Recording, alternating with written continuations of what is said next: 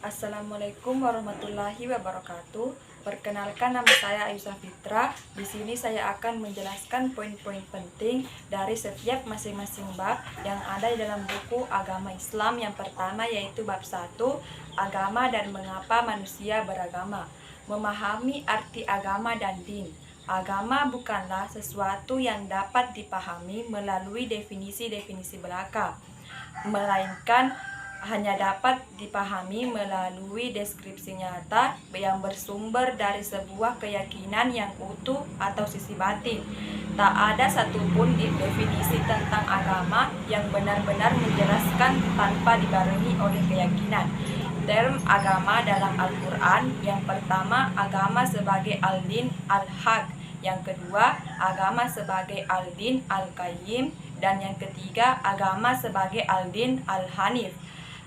Adapun objek-objek pemujaan manusia: yang pertama, pemujaan terhadap alam, dewa utama dan dewa pendamping. Kedua, pemujaan terhadap leluhur atau nenek moyang. Yang ketiga, pemujaan terhadap benda-benda keramat atau fetis. Yang keempat, pemujaan terhadap penguasa alam semesta atau maha kuasa. Kebutuhan manusia terhadap agama. Agama merupakan persoalan keyakinan dan kepercayaan yang mengiring manusia pada persoalan kebahagiaan. Agama adalah sistem yang mengatur kepercayaan serta peribadatan kepada Sang Pencipta serta segala hal yang ada hubungannya dengan manusia, kebudayaan dan tatanan kehidupan dan lainnya. Manfaat agama: mendidik manusia agar memiliki pendirian yang pasti dan terang, sebab manusia harus mempunyai sikap yang positif dan tepat.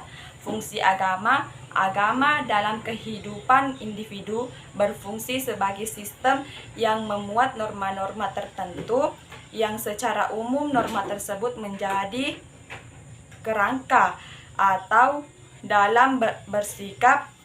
Beralih ke bab selanjutnya yaitu bab 2, kontekstualisasi dan masa depan studi agama. Kontekstualisasi dan studi agama. Kontekstualisasi yang dimaksud melalui tulisan ini merupakan proyek reformasi yang dikembangkan oleh para pembaharu muslim yang berupaya memikirkan kembali wahyu Al-Quran dengan menyesuaikan kondisi di era sosial kekinian. Term studi agama. Adapun istilah lain terkait studi agama yakni perbandingan agama, ilmu agama, sejarah-sejarah agama, dan fenomenologi agama. Karakteristik studi agama serta manfaat mempelajarinya. Adapun karakteristik studi agama yaitu pengembangan ilmu pengetahuan dan perspektif Islam dalam sebuah keniscayaan yang harus dijalankan oleh setiap muslim, karena tanpa pengembangan ilmu pengetahuan, umat Islam dapat terjerumus dalam jurang kebodohan dan kesesatan. Adapun manfaat mempelajari studi agama: untuk memahami kehidupan batin, alam pikiran, dan kecenderungan hati manusia. Studi agama dalam konteks global. Studi agama dalam konteks global mengandung banyak pengertian, di mana pada level pertama berarti seluruh dunia, yang mengandung implikasi bahwa studi agama harus mencakup semua agama dalam artian bukan hanya agama tertentu. Kita lanjut ke bab selanjutnya yaitu bab 3, agama-agama besar di era kontemporer. Adapun agamanya yaitu agama Hindu, kitab sucinya yaitu Weda. Agama Buddha mempunyai kitab suci yaitu Tripitaka atau diartikan 3 keranjang. Adapun agama Konghucu memiliki kitab suci yaitu Shishu Wujing. Agama Shinto memiliki kitab suci, tapi percaya bahwa setiap tempat itu memiliki dewa. Beralih yaitu ke agama selanjutnya yaitu agama Yahudi memiliki kitab suci Taurat. Agama Nasrani mempunyai kitab suci yaitu Alkitab atau Injil. Dan yang terakhir yaitu agama Islam, kitab sucinya yaitu Al-Quran. Beralih ke bab selanjutnya yaitu bab 4, berbagai aspek dalam agama Islam. Adapun beberapa aspeknya yaitu yang pertama akidah. Secara bahasa, akidah berasal dari bahasa Arab atau al-aqd, yakni ikatan, penguatan, pengesahan, keyakinan, dan pengikatan yang kuat dan dapat juga dipahami sebagai keyakinan dan penetapan.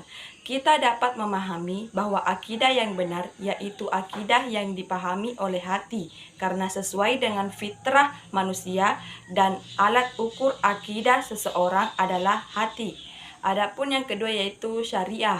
Secara bahasa, syariah dimaknai sebagai jalan lurus menuju mata air atau sumber kehidupan. Jalan lurus menuju sumber kehidupan yang sebenarnya yaitu Allah Subhanahu wa Ta'ala. Yang terakhir yaitu akhlak, berasal dari bahasa Arab jamak dan khuluq yang diartikan sebagai budi pekerti, perangai, tingkah laku, dan tabiat. Kita lanjut ke bab 5 yaitu agama dan sains modern. Adapun peranan dan tantangan agama dalam sains dan teknologi. Konflik agama dan sains di abad modern terjadi pada beberapa ranah, di antaranya dalam ranah kosmologi adalah pertentangan tentang asal-usul perkembangan alam semesta.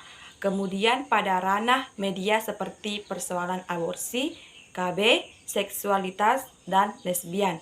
Adapun tujuan agama dan sains memberikan pelayanan yang dengan fungsi yang berbeda pada roda perputaran kehidupan manusia, di mana tujuan agama berarti mengikuti suatu jalan hidup di dalam kerangka makna yang lebih besar. Adapun yang mendasari tentang perlunya manusia terhadap agama yang pertama disebabkan karena fitrah dari manusia itu sendiri. Yang kedua, terdapat berbagai kekurangan dan kelemahan bagi manusia. Yang ketiga dan yang terakhir yaitu tantangan senantiasa menghampiri kehidupan manusia. Beralih ke bab selanjutnya yaitu bab 6, ilmu pengetahuan dalam pandangan. Adapun ayat di dalam Al-Quran yang menjelaskan tentang ilmu pengetahuan, salah satunya yaitu Quran Surah Al-Alaq ayat 1-5 yang berbunyi A'udzubillahi minasyaitonirrajim. Bismillahirrahmanirrahim. Iqra bismi rabbikal ladzi khalaq. Khalaqal insana min 'alaq. Iqra wa rabbukal akram. Allazi 'allama bil qalam. 'Allamal insana ma lam ya'lam. Artinya, bacalah dengan menyebut nama Tuhanmu yang menciptakan. Dia menciptakan manusia dari segumpal darah. Bacalah, dan Tuhanmulah yang maha mulia, yang mengajar manusia dengan pena. Dia mengajarkan manusia apa yang tidak diketahuinya. Kita berlanjut ke bab 7 yaitu ilmu pengetahuan dalam pandangan. Adapun hadis yang menjelaskan tentang ilmu pengetahuan salah satunya berbunyi A'udzubillahi minasyaitonirrajim. Bismillahirrahmanirrahim. Wa man salaka thoriqan yaltamisu fihi ilman sahhalallahu lahu bihi thariqan ilal jannah.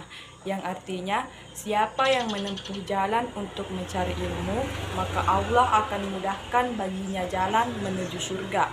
Hadis riwayat Muslim nomor 2699.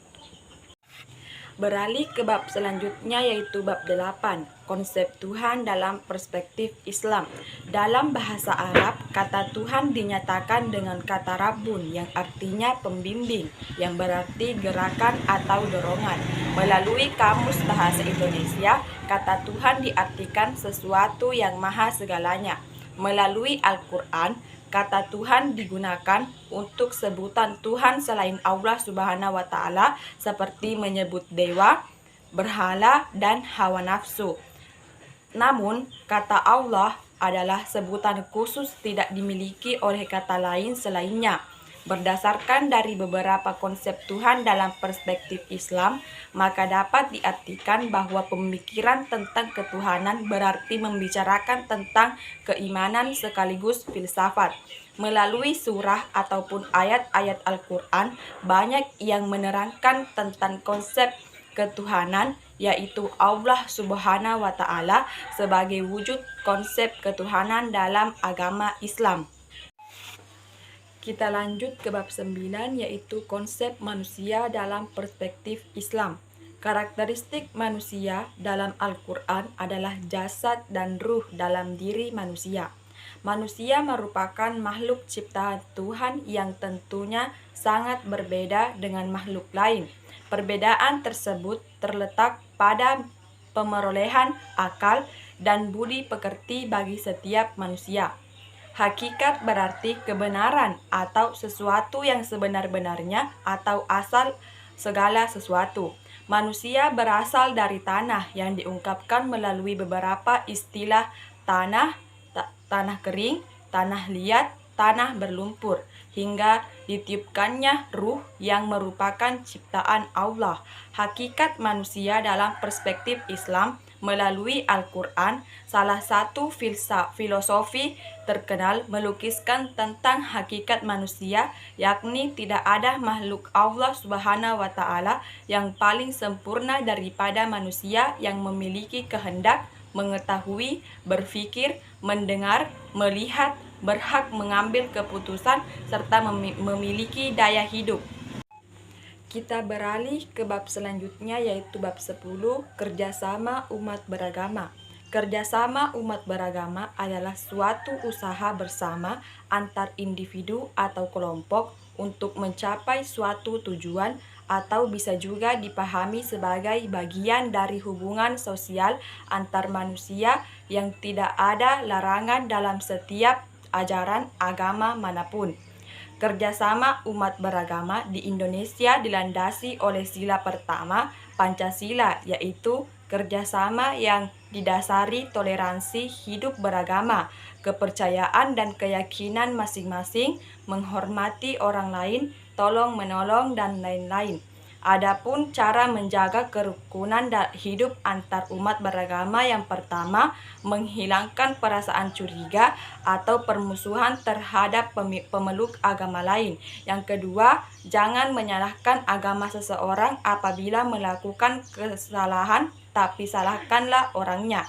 Yang ketiga, biarkan umat lain melaksanakan ibadahnya, jangan mengolok-ngoloknya. Yang terakhir, yaitu yang keempat, hindari diskriminasi terhadap agama lain. Kita beralih ke bab selanjutnya dan bab yang terakhir, yaitu bab 11, implementasi ajaran agama Islam dalam kehidupan sehari-hari. Konsep utama ajaran Islam adalah akidah, ibadah, dan akhlak yang merupakan kunci pembuka dalam mengamalkan ajaran Islam. Pengamalan ajaran agama dipahami sebagai bentuk perilaku, proses, pelaksanaan, penerapan, cara perbuatan mengamalkan oleh manusia yang dimotivasi oleh ajaran agama yang dianut terkait dengan kesadaran moral maupun hubungannya dengan manusia lain. Melalui pembahasan ini, ada pengamalan ajaran agama di lingkungan informal, formal, dan non-formal. Baik, terima kasih. Assalamualaikum warahmatullahi wabarakatuh.